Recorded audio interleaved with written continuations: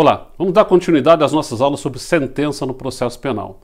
Se você se recorda do último encontro, estávamos tratando da sentença condenatória e dos efeitos que a sentença condenatória produz.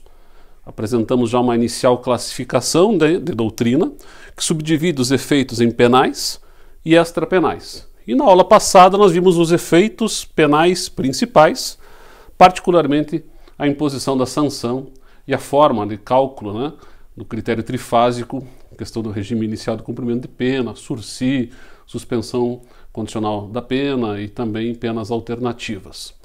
Vimos também, na aula passada, a pena de multa. E agora a gente segue trabalhando com efeitos penais secundários. Então vamos lá. O primeiro deles é que uma condenação ela pode induzir a uma possível reincidência. Quer dizer, se o sujeito for condenado definitivamente e praticar um segundo delito no curso do cumprimento da pena ou até 5 anos após o exaurimento do cumprimento da pena, ele é catalogado, ele é classificado como tecnicamente reincidente. E aí isso vai gerar também alguns reflexos adicionais. Nós temos aqui, por exemplo, que o fato da condenação impede a concessão do sursi no outro processo. Então, se ele já tem uma condenação anterior, esta condenação faz com que, num segundo processo, ele não possa obter uma suspensão condicional da pena. Se ele estava já cumprindo um sursi, uma condenação subsequente num outro processo pode revogar o sursi que havia sido concedido. Também o mesmo se dá eventualmente em relação a um livramento condicional de um segundo processo. Ele estava em livramento condicional, foi condenado definitivamente, essa condenação impacta no livramento condicional e revoga esse livramento. No mesmo sentido, revoga também a reabilitação, que é aquele apagamento do registro penal antecedente. Também gera um efeito penal secundário, um impacto de aumento de 1/3 no prazo prescricional de crimes futuros, e interrompe a prescrição de crimes também que já que foram praticados posteriormente. Também impossibilita a aplicação de causas de diminuição em novo processo de furto, apropriação indébita, estelionato privilegiados, a figura privilegiada desses tipos penais, furto, apropriação indébita e estelionato, pressupõe que o sujeito não tenha sido condenado. Então, se ele já foi condenado, um efeito desta condenação é também impedir a aplicação de causa de diminuição de pena. Também impossibilita a transação penal, num segundo processo, caso ele pratique uma infração de menor potencial ofensivo. Uma das exigências para a realização da transação penal é não ter sido condenado em processo anterior. O mesmo vale para a suspensão condicional do processo. Uma das exigências para que eu possa negociar suspensão condicional do processo é que ele não tenha uma condenação prévia. Então a condenação gera o efeito futuro de impossibilitar suspensão condicional do processo em outro caso. E agora, mais recentemente, com o pacote anticrime, também se inviabiliza o acordo de não persecução penal. Então todas as mecânicas de negociação, transação penal, suspensão condicional do processo, acordo de não persecução penal, exigem a verificação de uma ausência de uma condenação anterior. Então o fato dele ter sido condenado gera um efeito penal secundário, eventualmente num processo futuro, caso ele venha a ser de novo processado criminalmente. Certo? Então são efeitos penais secundários. Vamos agora para os efeitos extrapenais, que se dividem em 2 também, genéricos e específicos. Efeitos extrapenais do Código Penal, melhor dizendo, se dividem em genéricos e específicos. Os efeitos do Código Penal extrapenais genéricos do artigo 91 começa lá dizendo que um deles é tornar certa a obrigação de indenizar o dano causado pelo crime. Inclusive teve uma mudança no Código de Processo Penal que introduziu a ideia de que eu devo fixar um valor mínimo a título de indenização já na condenação criminal. Para que isso aconteça, no entanto, é muito importante estar atento a um detalhezinho aqui que não está na lei, mas que foi construído jurisprudencialmente. É preciso que o promotor faça um requerimento na petição inicial neste sentido, no sentido de também discutir no âmbito do processo criminal um valor mínimo de indenização devido à vítima. A jurisprudência construiu o entendimento, né, de que este efeito extrapenal do Código Penal genérico de indenizar não é automático, depende de um requerimento para que se garanta contraditória e ampla defesa, também quanto ao valor que se está pedindo. Mas a novidade que se trouxe no Código de Processo Penal de 2008 para cá foi a possibilidade de eu estabelecer esse valor mínimo já na sentença condenatória criminal. Até 2008 eu não tinha como fazer isto ali. Até 2008 eu tinha como pegar a sentença condenatória criminal transitada em julgado, usá-la como um título executivo na esfera civil, tinha que ingressar com um processo de liquidação para tornar a certeza da indenização num valor para depois executar. Agora não, agora já na sentença condenatória mesmo se fixa um valor mínimo. Então já há uma liquidez agora, né, de valor pré-estabelecido. Caso ele não pague, aí eu executo.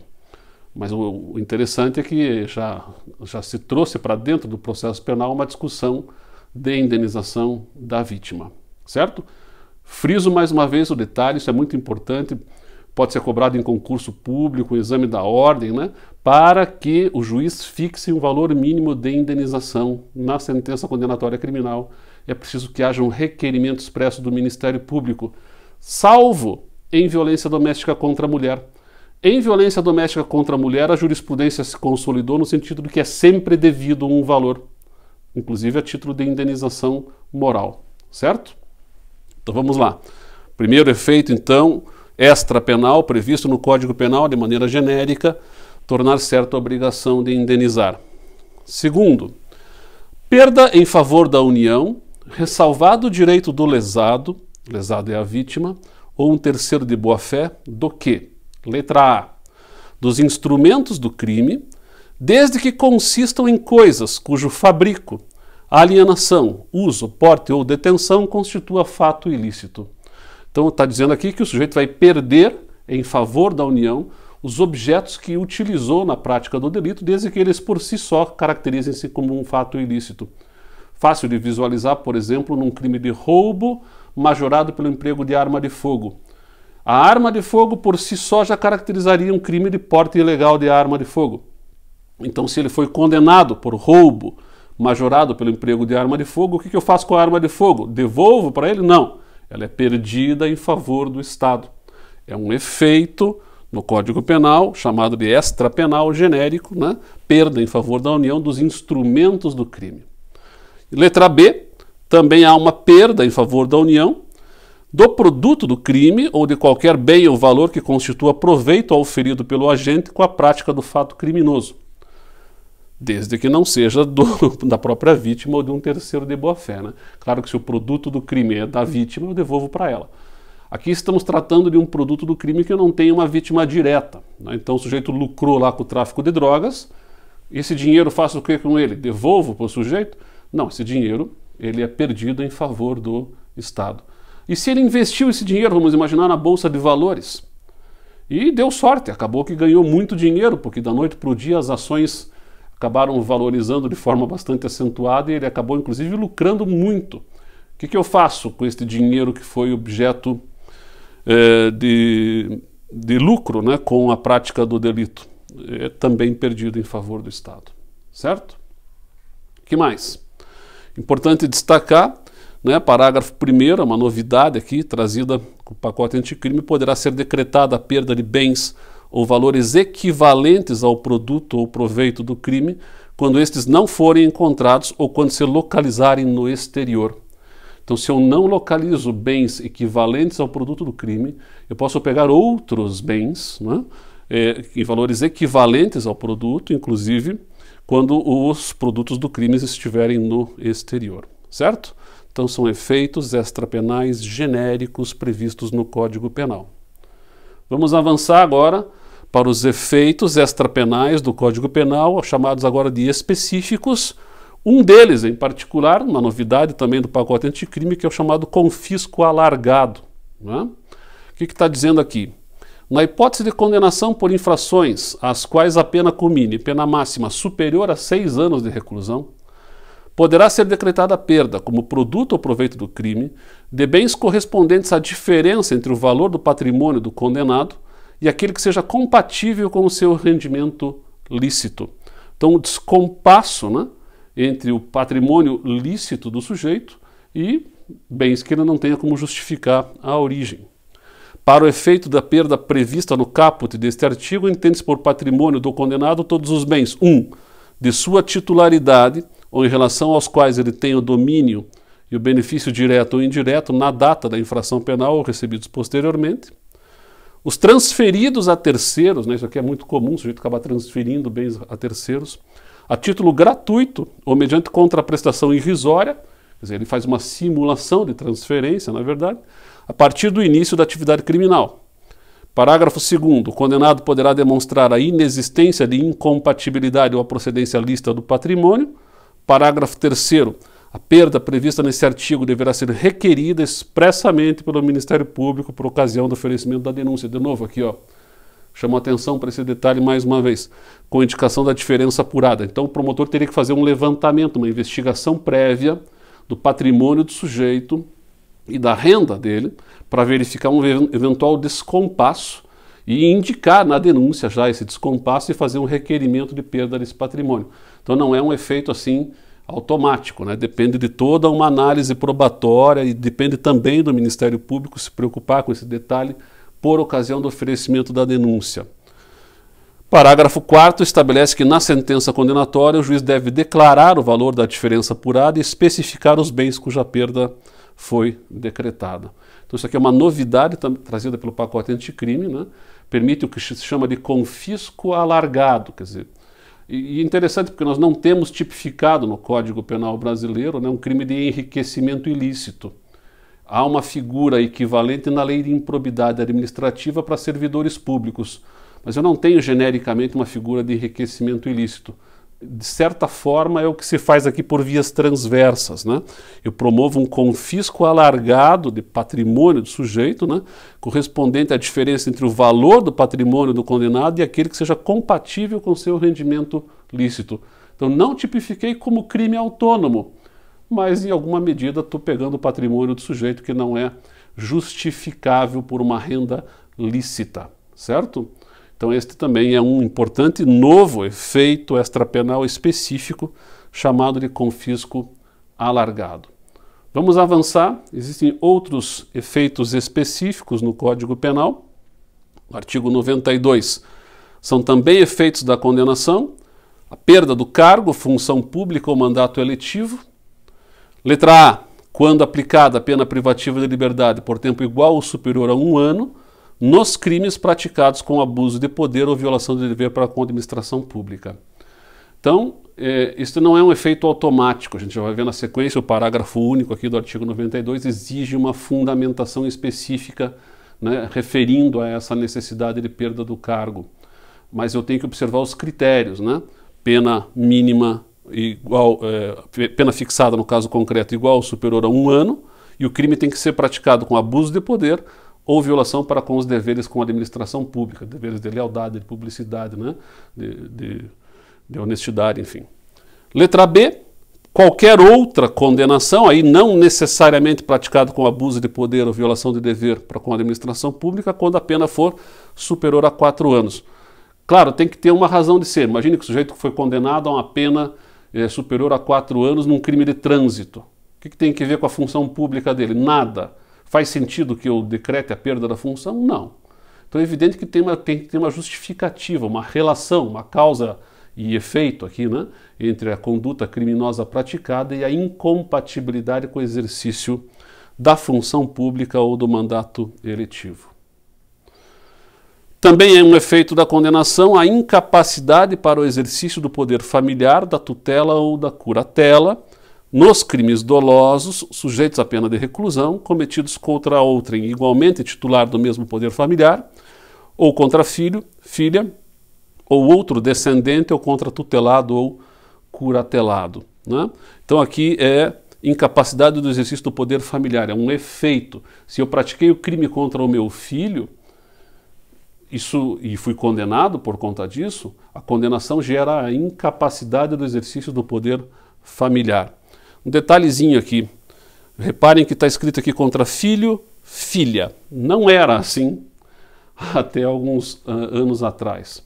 O legislador aqui, para parecer alinhado a toda essa nova onda, né, de fazer sempre uma referência ao feminino, né, e desconsiderando a ideia de que na língua portuguesa as palavras que terminam em O masculinas englobam também o gênero neutro, né, e servem tanto para o masculino quanto o feminino e demais gêneros, o legislador, então, querendo parecer simpático a essa questão, alterou essa regra e acrescentou, além do filho, que já existia, filha. Só que ele não fez a mesma alteração quanto ao tutelado e quanto ao curatelado. Não tem aqui tutelada e curatelada.